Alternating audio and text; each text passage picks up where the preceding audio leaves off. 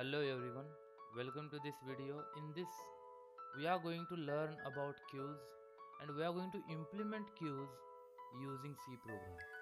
Okay, and to do this, we'll just try to relate this particular concept with the real life situations. If you see a queue standing in front of a ticket counter, it is purely a first in, first out scenario,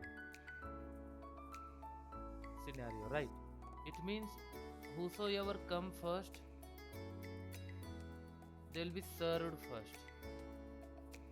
So the same thing we are going to implement using numbers and using programming. And why do we do this? Because queues have got a lot of applications. If you see operating system like job scheduling, and job scheduling happens depending upon the priority, so they are called priority queues. Or if you see printer queues, all these things are implemented using queues. So today we are going to see how you can simulate the same scenario using C program. You can use any of the languages, not an issue. But since in your syllabus you need to implement a C program using queues, I am going to explain it using. Since you need to implement this using C program, we are going to do that. And let me tell you the importance of this queues concept. First one, you will have two programs for lab, okay? And the second one, in the theory exam, you will have a direct question asking write a algorithm or a C program to simulate queues or insertion function or deletion function in queues. So you can expect these kind of questions in the exam. Okay, that's why I'm going to explain you how it all happens. Okay. Let's go to the concept a bit. Now if you look at a implementation of queues, it can be implemented using arrays or linked list, but in this question we are going to implement it using arrays. And I hope you know what are arrays. Arrays are data structures which are arranged sequentially in the memory. In the memory we are arranging them sequentially, and if you look at them, they will have indices 1 2 0 1 2 3 4 5 6 7. So this array can store maximum 8 elements, okay, depending upon the element that you are adding. If you are adding a character, then it will be taking 1 byte each. If you are adding a integer, it will be taking 4 bytes each. If you are adding or inserting a double, it will be taking 8 bytes. Depending upon your requirement, the memory will be consumed, but the first element will have index 0. Even if it is 4 bytes, in case of integers, it will be 0 index, and this will be 1 index even if it is integer. If it is a character or only 1 byte, you will have index 0, 1 byte, index 1. So don't get confused between the index and the memory assigned. And now we'll just try to simulate the queues using this. Now observe this part. Imagine you have got, let me make the queue smaller so that we'll try to understand the overflow things. Now we have got 4 spaces. You can observe carefully, and whenever you are tracking queues, you will require 2 variables, as I have told you. One is front variable and another is a rear variable. And this front variable is actually going to keep track of element to be deleted,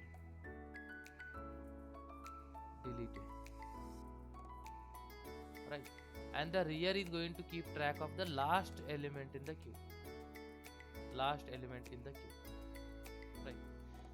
you need to know these two parts.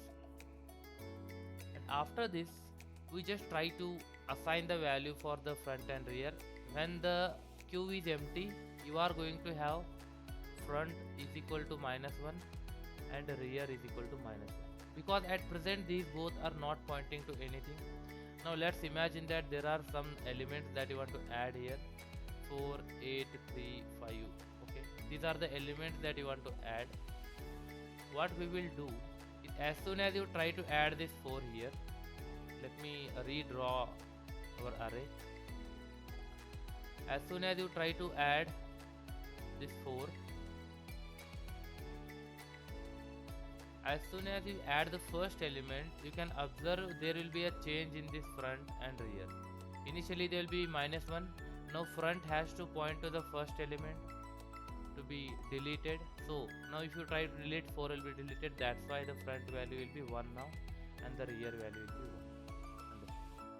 And now if you try to add the second element, it is 8. No, they are not 1, because when you are implementing it, you will know that it is 0, 1, 2, 3. So front and rear are going to track the index value, so it will be 0 and 0 initially, right? And now when you try to add this 8 here, I will just try to add 8. As soon as I add 8, you will see that the rear value gets updated. It becomes 1, because rear value is going to point to the last element in the queue, right? And in the same way, I have got 3. I just try to insert 3. You will see that the rear value is incremented to 2, right? And then again, if I try to add 5, rear value is incremented to 3. So we got 5 here. So at present, when the queue condition is like this, you can observe that front is equal to 0 and the rear is equal to 3. And if you want to delete an element from this, you are going to find that this 4 will be deleted, because you know whichever is coming first in the queue, that will be deleted first.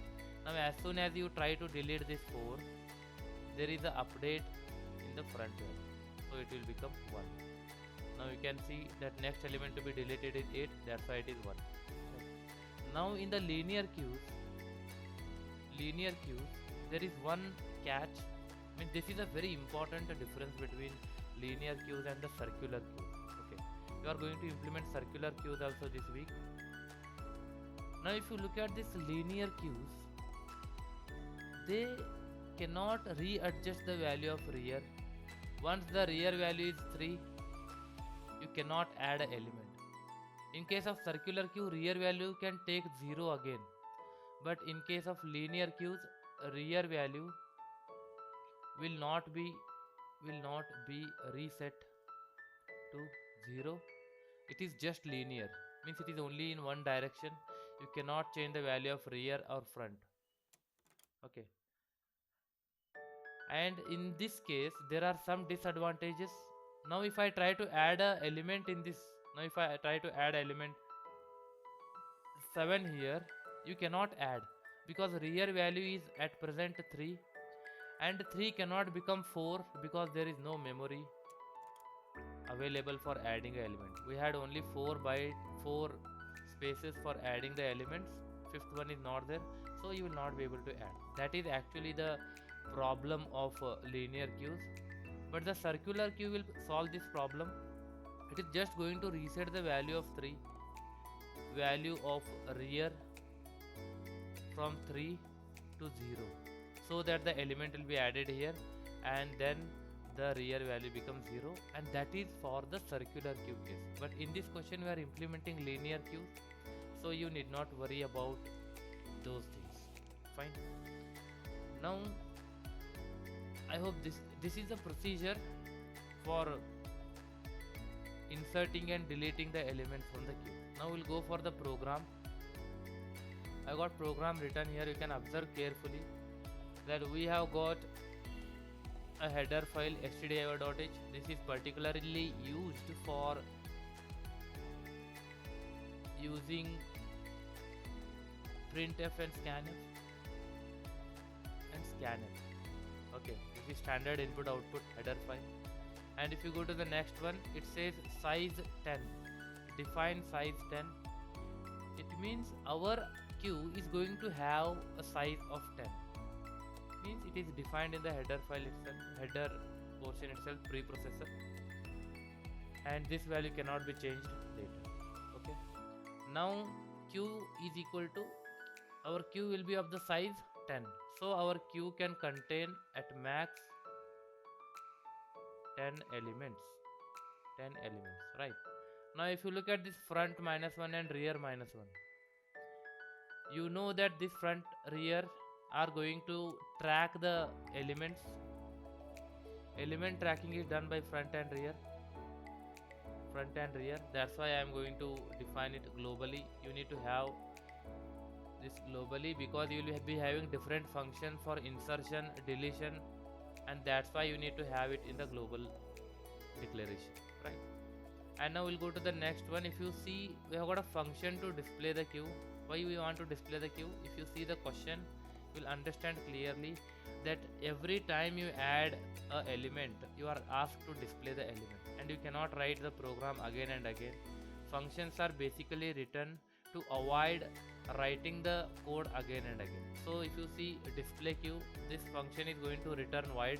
It means you will not have this function returning something. That's why this return is this return is just empty. Okay. Now if you see the first case, in this case what we are doing, we are trying to check the value of front and or the front is greater than rear or what. In this case we are trying to say that we are trying to find whether the queue is empty or not. You know that if front value is equal to -1 and rear value is equal to -1, it means you will not have any element in the queue. This is actually a underflow case. Underflow case, it will show that you do not have any elements in the queue and you cannot print, right? And soon after printing this, it is going to exit from the function. Now if this is not true, you are going to do this one. Printf queue for I is equal to front, means you are going to start from I, and then I is less than rear, means you are going to till rear, and you are going to print all of these elements. Okay, and this is exactly same like printing queues, right? And so this function display queue is going to help us to print all the elements in the queues, and at the end we are going to have a new line character. That's all. This function is very simple. You are going to check whether queue is empty or not. After that you are going to run a loop from front to rear and go on printing the elements using queue of I, right? That is simple. Now if you come to this part, insert function to insert an element into queue. This function is going to insert an element into queue, and this insertion also do not return any element or anything. That's why we have written void here. Now if rear is equal to size -1, means if, as you have seen that if it is an array 0 1 2 3 and if the rear value is pointing here, then it is nothing but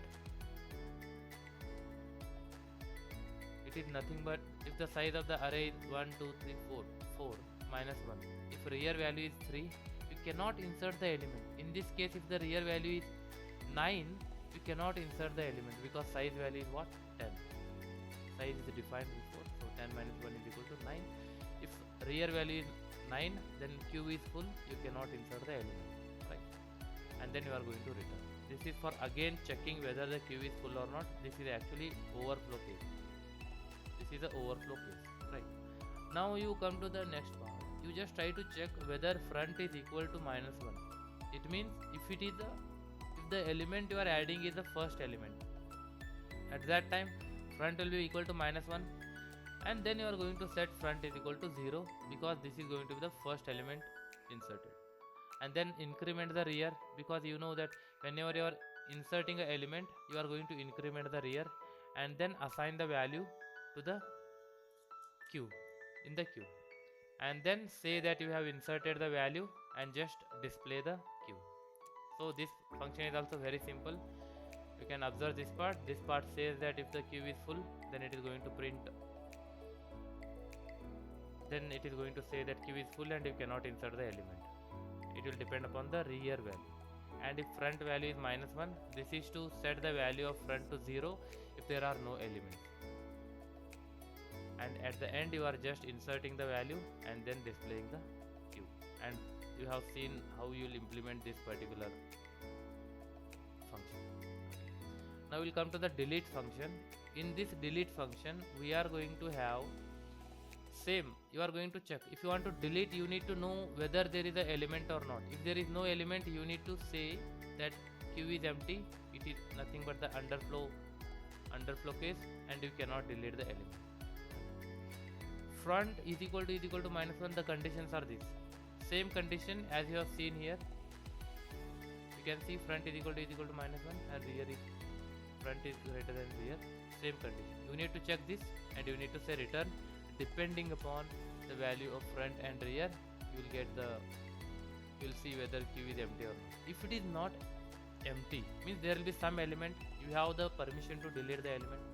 So you are going to delete the front element and then say deleted front element and just increment the front.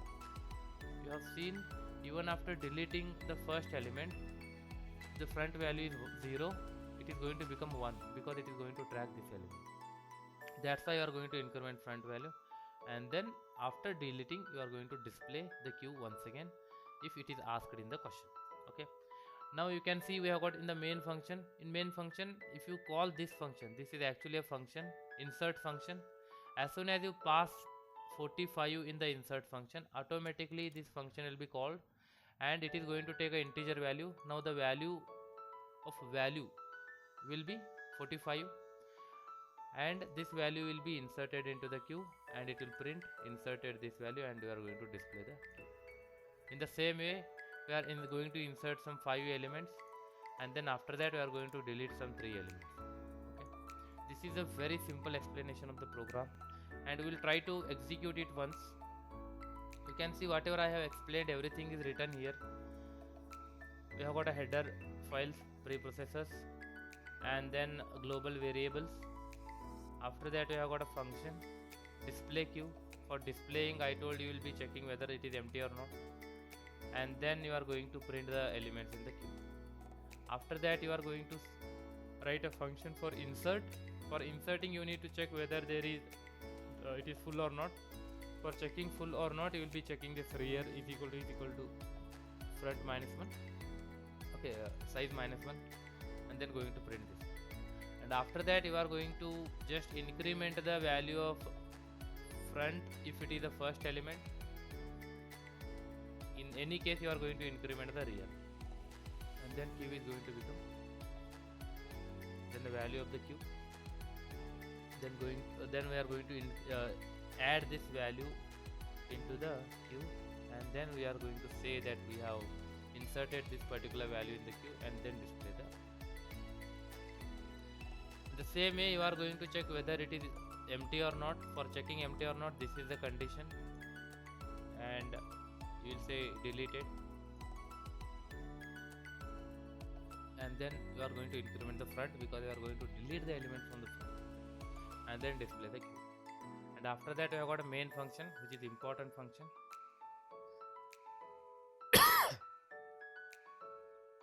And you can see that you are calling the function by passing one parameter. As soon as you pass this parameter, as I have told, this value will become 45, and depending upon that all these operations will be done here. Okay, we'll just try to execute this once.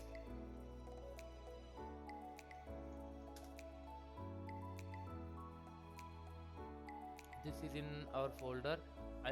You should know that where you have written your program. It is in queues. So go to queues, and here you try to compile the program. This is our linear.c. Just try to click enter ./t. You can see clearly that it is inserting 45. Inserted 45, so queue is 45. Inserted 34, queue is 45 and 34. Inserted 10, queue is 45, 34, 10. Inserted 63, queue is 45, 34, 63. Inserted 3, and so this is now deleted 45. As soon as you delete the 45, whenever you see, we have not passed the value to be deleted, automatically it is deleting 45 because the program knows that this is the implementation of the queue and it has to delete the first element. Okay, so if you call delete once again, we'll just try to compile the program and just check this. You see, here we had not deleted 10. Okay, we had deleted 10 and we are left with 2 elements, but here we deleted 63 also and we are left. How many times you'll call the delete function? Now if I call it once again, you can see, compile it and execute it. Now the queue is empty. After deleting 3, it says the queue is empty because there are no elements in the queue. Okay, now if I try to add another element, if I want to add 100 here, you can add 100. Just you need to write the functions, call the functions with the value that you want to add. Now as soon as you add 100, you can see 100 is added, inserted 100. Now at the end you are left with 100. Okay, I hope you understood the program. Thank you.